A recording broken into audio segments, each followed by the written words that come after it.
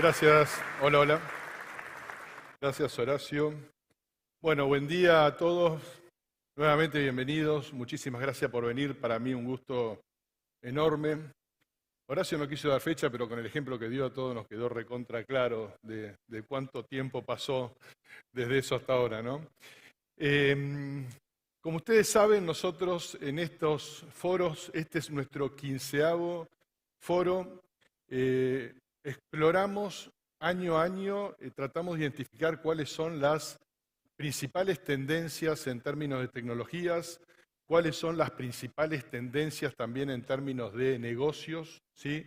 A lo largo del tiempo hemos ido acompañando todas estas cosas maravillosas y fascinantes que han pasado en toda esta época. Siempre digo que nos tocó vivir en un negocio, en una industria que estuvo expuesta a permanentes transformaciones y a permanentes cambios. La verdad que ha sido una era fascinante.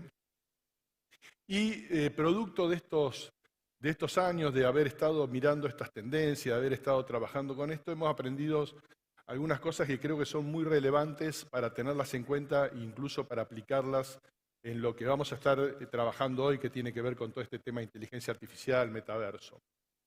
El primer aprendizaje es que todas estas nuevas tecnologías que irrumpen tienen un ciclo de vida, tienen como una especie de proceso que se repite, ¿sí?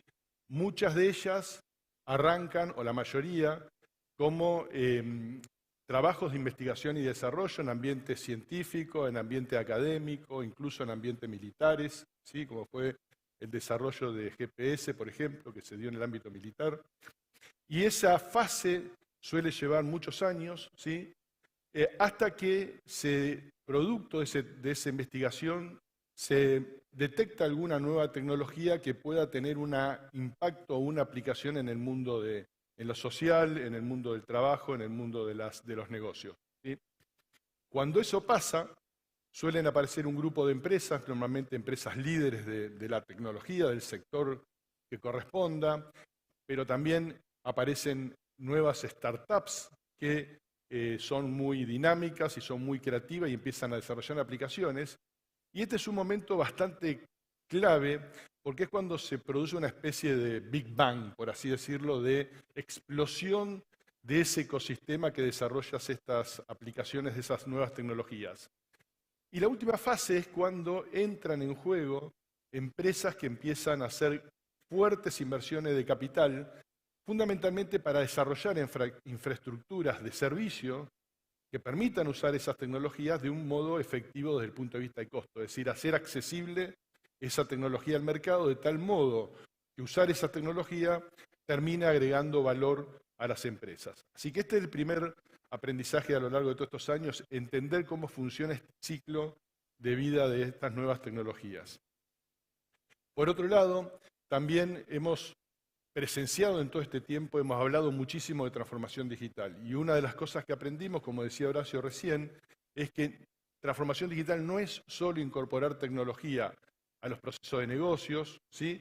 Sino fundamentalmente producir transformaciones importantes en términos de el modo en que una compañía lleva adelante su negocio, el modo de que una compañía resuelve la experiencia de su cliente, en la oferta de productos y servicios, en la innovación que se puede hacer a partir de estas nuevas tecnologías. O sea, el concepto de transformación digital en su sentido más amplio, ¿no? De capitalizar el uso de la información, de los datos, digitalizar una compañía para generar una profunda transformación de las empresas, ¿sí? Cuando este año nos pusimos a tratar de identificar cuáles eran las tendencias en las que íbamos a trabajar, no dudamos en que inteligencia artificial y el metaverso eran dos tendencias que van a estar generando un impacto muy fuerte en el mercado en estos años, ¿sí?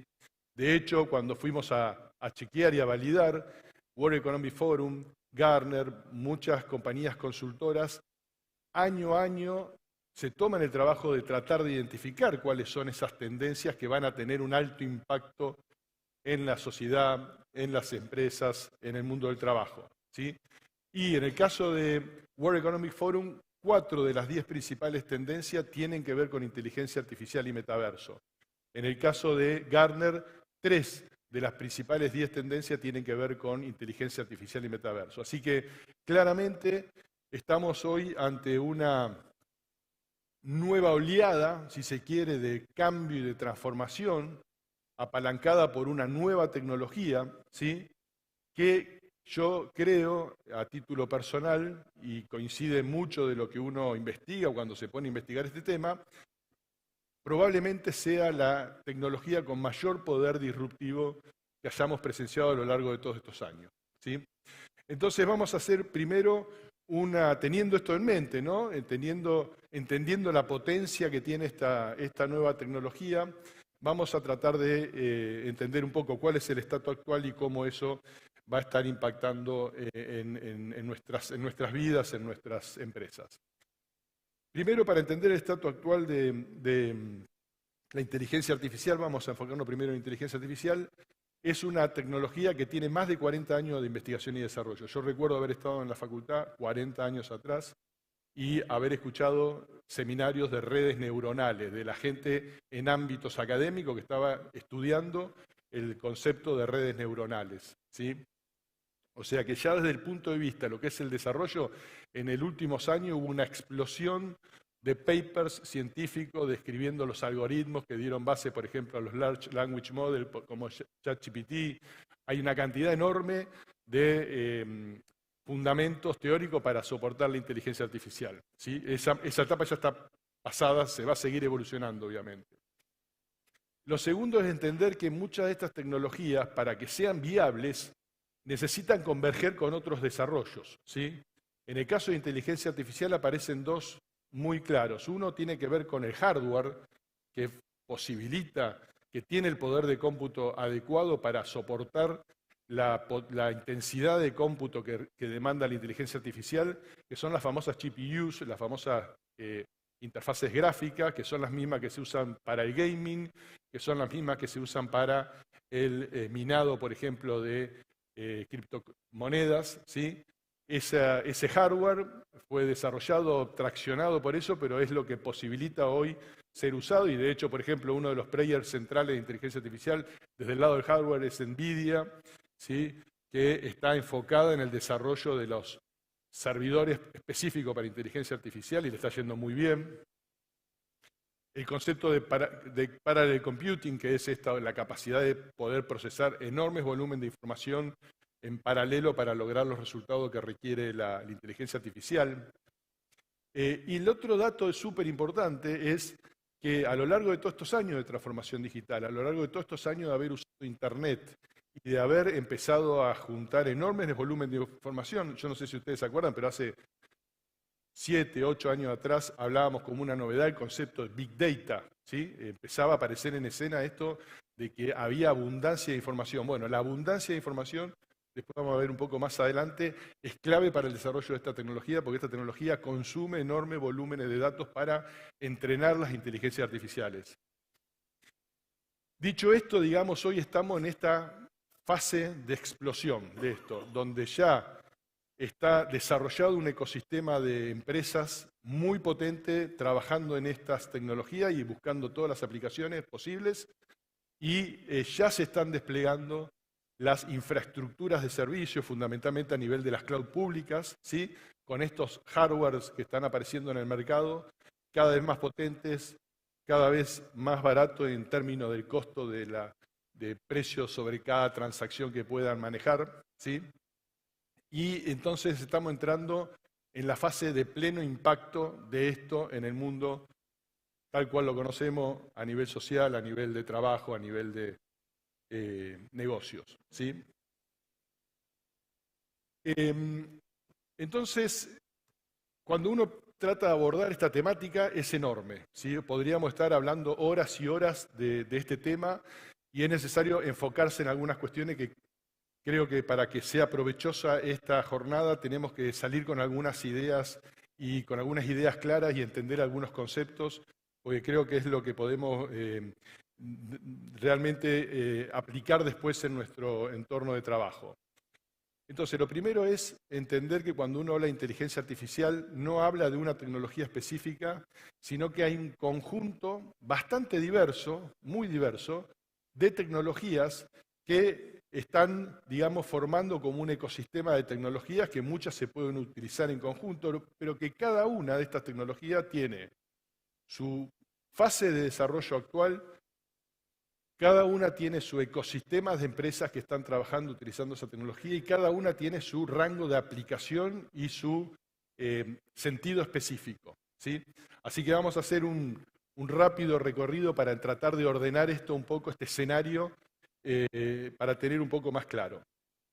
Por un lado, lo que se llaman las inteligencias de uso generales, digamos, ¿no? Que tienen como un sentido muy amplio, básicamente, por ejemplo, la tan conocida ChatGPT se englobaría en este aspecto, una inteligencia de uso genérico, pero también hay muchísimos desarrollos de aplicar inteligencia artificial a tareas súper específicas, como puede ser, por ejemplo, la conducción de un vehículo, la conducción autónoma de un vehículo, ¿sí? O en ámbitos industriales poder especializarse en algún proceso y entrenar a una inteligencia artificial específicamente para atender un determinado proceso industrial, ¿sí? Entonces es una primera gran división. Hay dos conceptos bien centrales, bien core, que tienen que ver con lo que son las redes neuronales y con lo que es el machine learning, ¿sí? La red neuronal es un poco el hardware, el corazón de estas inteligencias artificiales, porque es un hardware que tiene un diseño que permite emular la red de neuronas con sus sinapsis, ¿sí? Y esa red es la que es entrenada a través de este proceso que es lo que se conoce como machine learning, para que la red esa empiece a generar outputs adecuados ante determinados inputs, ¿sí? Y es un proceso de aprendizaje porque precisamente esto requiere un prueba y error permanente y requiere incluso un curado realizado por humanos, digamos, para enseñarle a esa inteligencia a producir resultados correctos, ¿sí? Y esto es importante entenderlo porque esta naturaleza de cómo esa red neuronal queda configurada para empezar a producir resultados concretos es bastante, no quiero usar un término por ahí, oscuro, digamos. Termina uno no sabiendo cómo está exactamente configurada esa red, pero lo que sabemos es que empieza a producir resultados correctos, ¿sí? Esto es el famoso deep learning que habrán escuchado hablar. Entonces, este conjunto de redes neuronales y machine learning es el core de lo que sería el motor, vamos a llamarlo así, de la inteligencia artificial. Después tenemos un conjunto de tecnologías que están muy orientadas a lo que son automatismos, ¿sí? Piensen, por ejemplo, la conducción autónoma es un muy buen ejemplo. Uno requiere la necesidad de poder generar una visión del espacio, digamos, circundante, tridimensional, y desarrollar un concepto de visión para una computadora. Eso es una tecnología súper específica. Uno requiere poder hacer predicciones en base a datos que vienen fluyendo en tiempo real para tomar decisiones en tiempo real. Hay una cuestión de análisis predictivo de la información, ¿sí? Y todos los sistemas de robótica autónoma, ¿no? Esto tiene enorme aplicación en muchísimos campos, sobre todo industriales, ¿sí? Vamos a encontrar cada vez más dispositivos inteligentes que están entrenados para funcionar en un determinado entorno y tomar determinadas decisiones. Después vienen algunos temas que muchos de ellos ya se han convertido bastante mediáticos. ChatGPT vale la pena explicarlo un poco, es lo que se llama un Large Language Model, que es una inteligencia artificial entrenada para poder producir fundamentalmente texto o lenguaje natural, un output de lenguaje natural, y que tenga la capacidad de emular un diálogo casi humano, ¿sí? Lo que se busca es que el output que genera esa inteligencia artificial pueda ser asociado a al mismo que podría generar un humano, ¿sí? Ustedes ya todos han tenido algún contacto con esto y es realmente fantástico. Y se llaman Large Language Model porque para que esto sea posible requiere ingestar enormes volúmenes de información. Que eso ya de por sí constituye un desafío, después lo vamos a ver en algunos problemas de riesgos, por los sesgos posibles que puede haber en esa ingesta de datos. Después tenemos otro también súper hoy mediático que es el Generative AI, que es esta inteligencia artificial que ya avanza como en un proceso casi creativo, ¿no? son inteligencias que están especializadas en generar contenido de video, de gráfico tridimensional, a partir de prompts muy genéricos. Entonces, uno le cede a la inteligencia artificial el espacio para poder generar un contenido a partir de una consigna muy genérica y que cree ese output en función de esa consigna. Con mucho impacto esto también en muchas industrias, como por ejemplo industrias de contenido, de diseño, etc. Después hay un par de conceptos también súper importantes. Uno es lo que se llama el AI Trust, Risk and Security Management, que es toda una problemática nueva que se abre con la inteligencia artificial que tiene que ver con un montón de consecuencias legales, éticas, consecuencias en relación a malas decisiones o malos outputs que pueda generar una inteligencia artificial, el impacto que eso pueda generar, a riesgo de información, por ejemplo, de derechos de copyright o de divulgación de información sensible, ¿sí? Hay toda una enorme problemática asociada a esto, y esto es algo que va a tener que trabajarse muy bien y fundamentalmente también es una nueva oportunidad de negocio. Les voy a contar un caso que a mí me pareció bastante interesante, que es el caso de cuando uno quiere generar, por ejemplo, una inteligencia artificial para reconocimiento facial, ¿sí? Detectar a partir de las caras, identificar personas, ¿sí? Muchas veces esas bases de datos, para eso que tienen que ver con temas de seguridad nacional, por ejemplo, son bases sensibles, ¿sí? Entonces, el proceso de entrenar una inteligencia artificial utilizando una base de información sensible que no se puede divulgar, genera una brecha de seguridad, un riesgo de seguridad. Entonces, hay empresas, por ejemplo, que están trabajando en desarrollar algoritmos que permiten codificar esa información, de tal modo que la información codificada sirva para entrenar a la inteligencia artificial, pero que no exponga la información original, ¿sí? Entonces, fíjense cómo hay todo un mundo de situaciones que hay que resolver, que hay que atender y que van a significar enormes oportunidades de negocio, pero también van a poner exigencias en el tratamiento que se haga de esta inteligencia artificial en el mundo de los negocios. Otro dato súper importante para completar este panorama es el tema de que ya estas inteligencias están habilitando las interfaces de APIs y los plugins para que estas inteligencias artificiales puedan ser embebidas y utilizadas en el desarrollo de un montón de aplicaciones y sistemas. De hecho, ya muchas de las aplicaciones que hoy utilizamos en el mundo del trabajo, sistemas como Salesforce, por ejemplo, o aplicaciones que tenemos en el celular, ya usan herramientas de inteligencia artificial, ¿sí? A través de estas APIs, a través de estos plugins.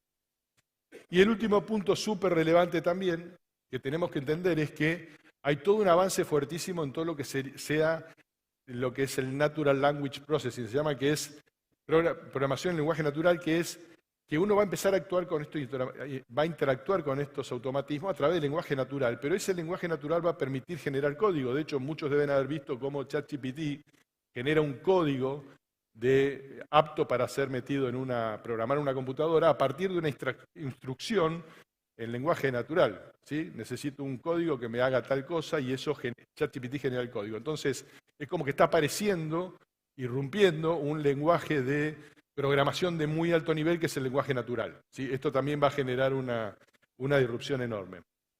Entonces, con este panorama en mente, digamos, está bueno empezar a entender justamente estas cosas para ver qué tecnología es aplicable para qué cosa, ¿sí?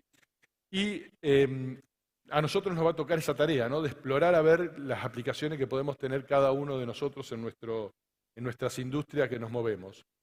Lo otro también que creo que va a ser súper relevante es que, así como en su momento hablamos recuerdan la brecha entre los nativos digitales y hablábamos del digital divide, de la gente que tenía acceso a Internet y la gente que no tenía, que era una problemática bastante fuerte, yo creo que ahora va a empezar a aparecer también una brecha generacional, probablemente, de gente que va a empezar a interactuar con inteligencias artificiales a muy temprana edad, después vamos a ver un ejemplo, y va a ser nativo en este mundo rodeado de inteligencias artificiales y de dispositivos automáticos, versus otra gente que esto no va a ser un proceso tan natural. Entonces, empezar a gestionar eso a nivel de las empresas también es algo que podemos empezar a tener en nuestro radar.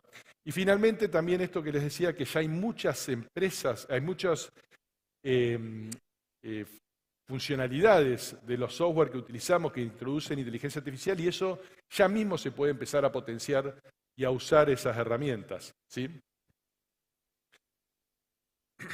Bueno, en relación al impacto en los negocios de la inteligencia artificial, es casi que es más fácil ir por la negativa que por lo positivo, digamos. Es más fácil decir, es probable que no haya industria, no haya área funcional de una empresa, no haya proceso de negocio que no vaya a ser impactado por esta tecnología, ¿sí?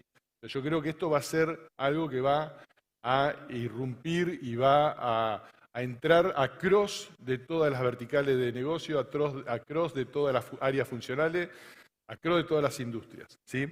Es enorme ahí la posibilidad de utilizar esto en el mundo del trabajo. Por ejemplo, las plataformas de colaboración que en la mayoría de las empresas utilizamos ya están empezando a incorporar inteligencia artificial, por ejemplo, para hacer una transcripción online de una reunión. En algunos casos, yo no lo vi todavía, pero sé que ya está de hecho, ayer salió, habrán visto el video de Messi hablando en inglés, traducido por una inteligencia artificial, y el tema de traducción simultánea y uno poder acceder a una reunión a la traducción simultánea es algo que, si no está listo, va a estar en muy breve tiempo. Que la inteligencia artificial haga una minuta de una reunión e identifique los next steps de lo que se acordó en la reunión, eso está casi ya disponible.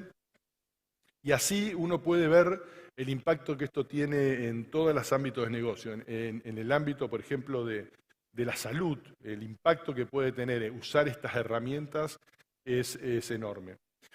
Así que, de hecho, cuando uno mira, bueno, a ver qué está pasando con esto, lo que ya se ven es estos ecosistemas de empresas que están enfocados en ya en este momento desarrollar estas aplicaciones bien específicas para cada uno de estas tecnologías. Tenemos ahí un mapa que muestra, por ejemplo, exclusivamente lo que es Generative AI para lo que son Virtual Worlds. Ahora después vamos a hablar del metaverso, ¿sí? Una herramienta que permite generar ese contenido. Startups que están usando Deep Learning para esto. Yo no sé si recuerdan un dato interesante, ¿no? Ya pasaron, me estaba acordando esta mañana, googleé, ya pasaron casi 10 años desde que AlphaGo, que fue la inteligencia artificial de Google, DeepMind se llamaba en ese momento, le ganó por primera vez a un maestro de Go. Fue la primera vez que una máquina venció a un maestro de Go. 7 años pasaron de eso. O sea, fíjense todo el trabajo que hay detrás de estas tecnologías, ¿no? Y también hay un mapa de las tecnologías que están así a nivel de cada industria, y uno ve que esto es across de toda la industria. Ese es del lado de, vamos a llamarlo así, de la oferta. Del lado de la adopción, ya hay innumerables casos. También buscar ejemplos es bastante, elegir un ejemplo es no contar todos los otros, ¿no? Pero para mencionar algunos, ahí por ejemplo Stripe, que es una red de validación de transacciones comerciales que usa inteligencia artificial para encontrar patrones de ciberdelincuencia, digamos, de fraudes. Slack, que es una red social empresaria que utiliza elementos de inteligencia artificial como asistentes virtuales. Duolingo en todo el tema de capacitación. El mundo de la capacitación es enorme lo que se puede hacer con esto. Snapchat es interesante porque va a esto que hablábamos de la diferencia generacional, ¿no? Snapchat no se usa mucho en Argentina, me parece, pero es una red social bastante popular en adolescentes y niños, fundamentalmente en Estados Unidos, y disponibilizó un asistente virtual con inteligencia artificial para cada. O sea, cada niño o adolescente tiene su propio asistente virtual. Ahí va a empezar a moldearse una nueva modo de interacción social. Bueno, hay muchísimos ejemplos ya de adopciones y del impacto de esto. De vuelta, pensando en ideas fuertes que creo que son muy valiosas para que podamos salir de hoy con algunas ideas interesantes.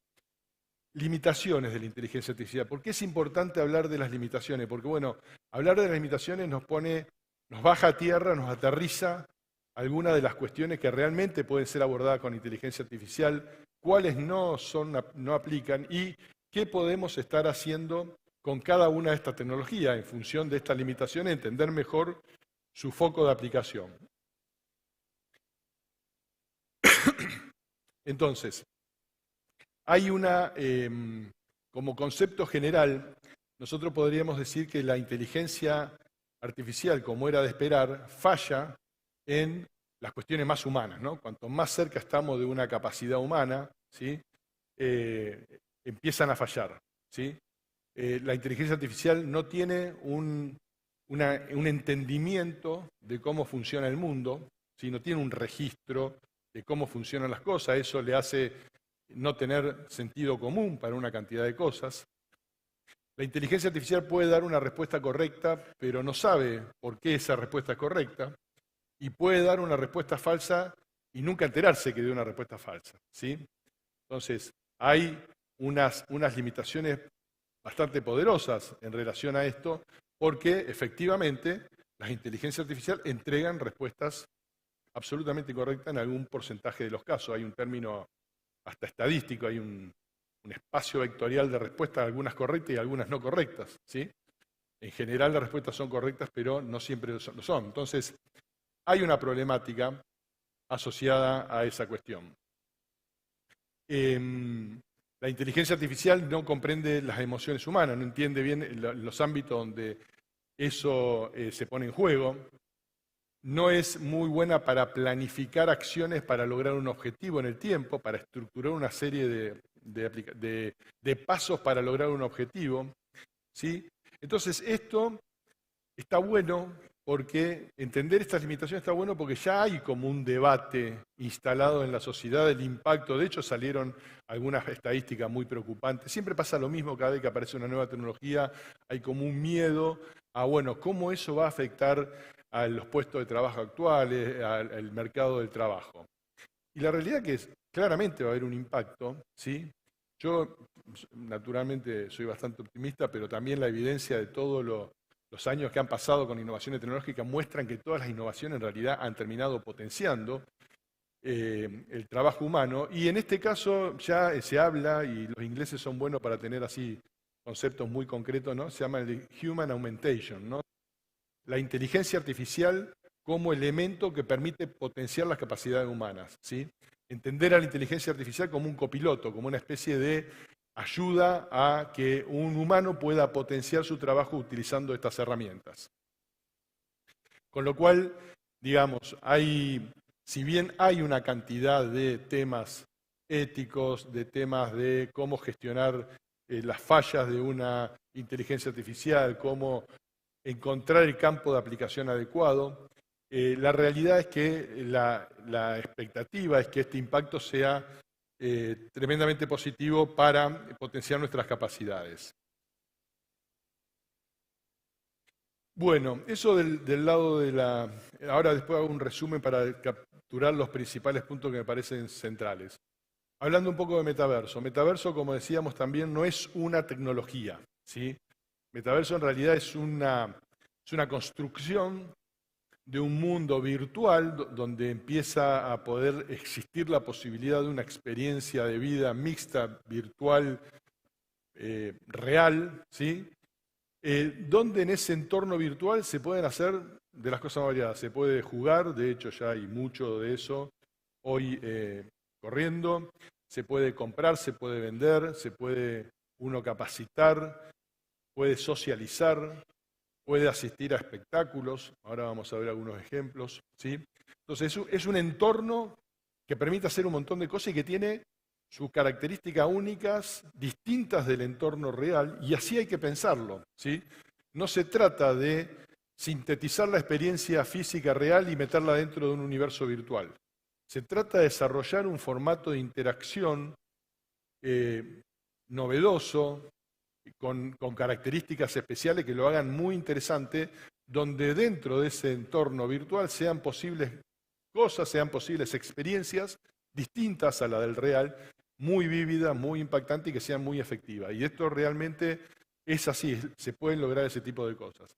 Desde el punto de vista de los negocios, es claramente un canal nuevo, un espacio nuevo de interacción con el ecosistema de una compañía, con sus proveedores, con sus clientes, con sus propios colaboradores, ¿sí? De hecho, por ejemplo, una aplicación de metaverso es hacer, por ejemplo, onboarding de gente a una compañía, puede ser una excelente herramienta para hacer eso, ¿sí?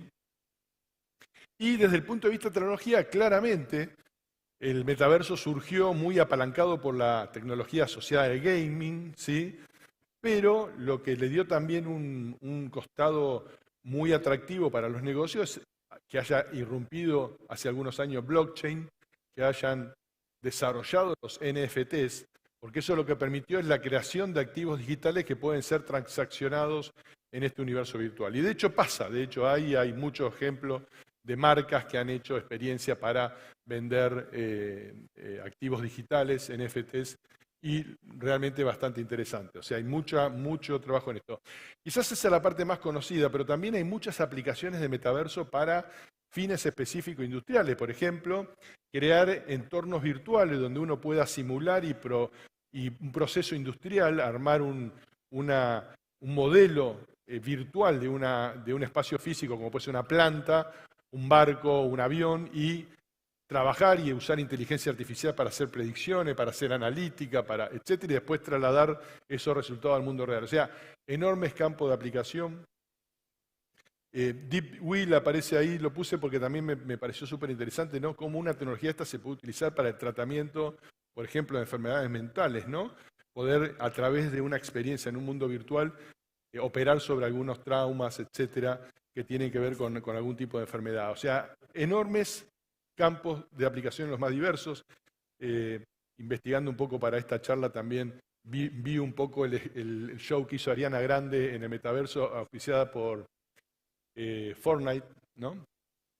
Y increíble porque, digamos, no es de vuelta agarrar un formato físico y meterlo en el... Es desarrollar toda una nueva estética, desarrollar todo un nuevo concepto de espectáculo que tiene mucho del mundo del gaming cuando uno lo mira, y eso meterlo en un ambiente virtual y poder lograr un espectáculo que simultáneamente haya millones de personas participando de ese espectáculo. O sea, digamos, el campo enorme. Nvidia nuevamente aparece acá como un actor principal también proveyendo todos los hardware necesarios para esto. Nvidia hizo una apuesta muy fuerte y le fue muy bien. Les sugiero que si quieren mirar el precio de la acción de Nvidia en el último año, si no me equivoco, había subido como 3 veces en este último año. O sea que hizo una gran apuesta y le está yendo muy bien. Desde el punto de vista del mundo nuestro, de desde las empresas lo que tenemos que ver es eso, qué entorno virtual, digital, podría hacer sentido a nuestro modelo de negocios, qué cosa nueva se puede innovar, que se puede explorar, hacer en relación a nuestros negocios con estos entornos virtuales. O sea, es una tecnología, es una construcción que está disponible para ser usada y que puede generar nuevos flujos de revenue, nuevas experiencias para los clientes, etc. Entonces, vamos a concluir en esta primera parte y ahora enseguida voy a hablar de un poco de cómo Sirion, qué rol juega Sirion como compañía en este escenario. Para algunas ideas claves que me parecen interesantísimas. Entonces, el primero, el concepto transformación digital, que evoluciona un nuevo paradigma, que es la transformación de la empresa inteligente. ¿Cómo logramos hacer que una empresa sea inteligente en términos de utilizar estos recursos para producir nuevas situaciones en el día a día de la operación? Estar atento a este tema del recambio generacional y cómo eso se puede impulsar, cómo podemos hacer que nuestra gente empiece a usar las capacidades ya de inteligencia artificial disponibles, ¿sí? El tema del lenguaje natural como nuevo lenguaje de programación. Vamos a estar frente a una generación que va a estar acostumbrada a generar comandos y a utilizar automatismos en su propio provecho, con sus propios comandos, usando este lenguaje de programación nuevo de alto nivel que es el lenguaje natural, ¿sí? Recuerden que esto hay un campo directo para muchas cosas que son automatismo, eficiencia de procesos, el back office, pero esto también hay que explorar lo más transformacional, ¿no? Que es nuevas experiencias para los clientes, nuevas formas nuevos flujos de revenue que uno puede generar a partir de aplicar esta tecnología. Y la idea esta, ¿no? De pararse desde el lugar de decir, bueno, ok, esta es una herramienta que puede potenciar cada uno de los colaboradores que tenga una compañía, ¿cómo puedo hacer para acompañarlo con alguna herramienta que no signifique una amenaza, que signifique al contrario potenciar estas capacidades humanas? ¿Sí? Ok, cuando uno, me acuerdo Horacio hablaba hoy de cloud, ¿no? Cuando hace 10 años, creo, no sé cuándo fue que empezamos a plantear el cloud como tendencia, yo decía, che, ojo que el cloud no está en la nube, ¿no? El cloud son data centers, son conectados por cable de fibra óptica que están siendo desplegados y ahí se está invirtiendo muchísimo dinero en eso. Con esto pasa lo mismo. Todas estas tecnologías que hablamos terminan aterrizando en data centers, ¿sí? Se están invirtiendo muchísimo en este momento en data centers y en hardware específico para soportar estas tecnologías, y es necesario poder conectarse a esas tecnologías, a esos servidores, digamos, que dan estos servicios, con altísima velocidad, con bajísima latencia. Lo de la latencia para nosotros fue un tema que empezó a irrumpir con fuerza hace unos 5 años atrás, cuando empezó fuerte el tema de gaming en la región y, por ejemplo, nos demandaban servicio con bajísima latencia, ¿sí? Entonces, acá es donde entramos nosotros. Nosotros estamos trabajando en este momento en hacer crecer nuestra capacidad, nuestra infraestructura de data center, seguimos expandiendo nuestra red de datos y estamos haciendo todo para lograr que un atributo diferencial de nuestra red sea precisamente la conectividad y la baja latencia, porque es la demanda del mercado. Estas aplicaciones requieren tener ese poder de cómputo en el edge, en el borde, cerca, con baja latencia, con alta capacidad de acceso y con altísimo poder de cómputo. Entonces, toda esa infraestructura tiene que estar desplegada en estos data centers. Y ese es un poco nuestro lugar, ¿sí? Simplemente para aprovechar este espacio para comentarle algunas novedades, para que vean cómo esto está en permanente evolución y sigue hacia adelante. Estamos desplegando en la región la infraestructura de Bare Metal Cloud, que es básicamente un servicio de infraestructura as a service. Es la posibilidad de que un cliente nuestro acceda a un servidor físico, ya no una máquina virtual, sino un servidor físico en el edge, digamos, en el borde, cerca de donde lo necesite, en cualquiera de todos nuestros data centers en la región, en Latinoamérica, y obviamente con todas las herramientas de entorno de configuración, de monitoreo, de seguridad, digamos, de poder subir la capacidad instantáneamente. Bueno, hay toda una cantidad del entorno de ese servidor físico que lo convierte en un formato as a service, ¿sí? Esto es súper importante.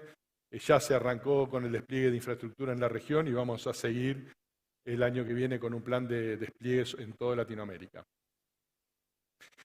El otro tema y súper interesante también es que a lo largo de todos estos años, cuando empezamos con estos foros, 15 años atrás, las redes privadas virtuales eran privadas, las redes privadas eran privadas. Hoy eso cambió bastante, la topología de la red, la arquitectura de las redes cambiaron, de la mano de que hoy las empresas han migrado muchísimas cargas de cómputo a las nubes, de la mano de que hay lo que se llama Bring Your Own Device, que es que cada empleado puede conectarse a la red corporativa de su celular, de su tablet, de su PC, de la mano del trabajo remoto, de la mano del acceso a los distintos contenidos, necesidad de acceder a Google, necesidad de acceder a Facebook, necesidad de acceder a lo que sea. La topología de las redes cambió, ¿sí? Y también cambiaron las problemáticas de seguridad. Sí, se hizo desde ya más compleja, pero hay una seguridad asociada al entorno cloud, hay una seguridad que tiene que ver con el entorno web de acceso de una empresa, hay una seguridad perimetral de un borde que no está tan preciso. Entonces la tendencia en relación a esto es que se está desarrollando un concepto que es que la red, la seguridad esté embebida en la red y cuando uno tenga un port de comunicaciones, en ese port de comunicaciones resuelva toda una cantidad de servicios de conectividad, pero también toda una cantidad de servicios de seguridad. Así que esa es también la evolución que estamos trabajando para nuestros servicios y también estamos empezando a desplegar estas infraestructuras en la región. Y la otra novedad súper importante de este año, ya como Sirion, ¿sí? Llevamos ya un año funcionando como Sirion y hemos pegado como un salto adelante en acelerar los procesos de inversión y de despliegue de infraestructura en la región, Acabamos de anunciar hace muy poquito tiempo el nuevo data center en Chile, nuevo data center en Perú, data center de una generación distinta a la de los 14, 20 data centers, nunca me acuerdo el número que tenemos, 18 data centers que tenemos. Esta es una escala superior. Los data centers normalmente estaban en un rango de 4 megawatts. Estos data centers están en el rango de los 20 megawatts, ¿sí? Con condiciones, obviamente, con todos los requerimientos nuevos que hay en términos de todas las normas a cumplir, por ejemplo, todo lo que tiene que ver con el uso eficiente de la energía, ¿sí? Y estamos convencidos que esta infraestructura que se despliega, porque acá conecto un poco con la visión del negocio nuestro, ¿no? Nosotros cuando vieron todo ese ecosistema de empresas que mostré antes, todo ese ecosistema de empresas reside en los data centers. Los proveedores de software as a service, los proveedores de contenido, los proveedores de empresas que hacen algún desarrollo específico, las cloud públicas desde ya, con todos sus motores de cómputo, inteligencia artificial, etc. Entonces, nuestra visión es que nosotros queremos generar esa infraestructura para que esos ecosistemas se desarrollen en estos data centers. Y entonces, uno de los atributos centrales de nuestra oferta de servicio es que la hiperconectividad de esta infraestructura, ¿sí? Nosotros nos definimos como carrier neutral, queremos conectarnos con todos los carriers de la región, queremos conectar nuestro data center con todos los data centers de la región, lo hemos logrado, digamos, en un punto altísimo. Hoy estamos convencidos que tenemos una oferta única en términos de calidad, de conectividad de nuestra red. Y este es, hoy les diría, un atributo central de nuestro ecosistema de data center y de redes de datos. Con esto termino. Entonces, nosotros cuando arrancamos como Sirion, definimos nuestra misión y la verdad que todos los que trabajamos en Sirion estamos muy motivados y orgullosos porque creemos que es una misión súper tangible y conectada con la realidad del negocio que hacemos en la región que lo hacemos. Nosotros estamos 100% enfocados en Latinoamérica y nuestra misión, que es promover el desarrollo de Latinoamérica a través de la tecnología, estamos convencidos que cuando hacemos estas inversiones en la región, cuando hacemos estos despliegues de nueva infraestructura, de redes de fibra, de nuevas tecnologías y de los data centers, estamos claramente contribuyendo a esta misión. Así que eso era todo y les agradezco nuevamente y espero que disfruten la jornada. Gracias. Muy bien, Luis. Gracias, Luis.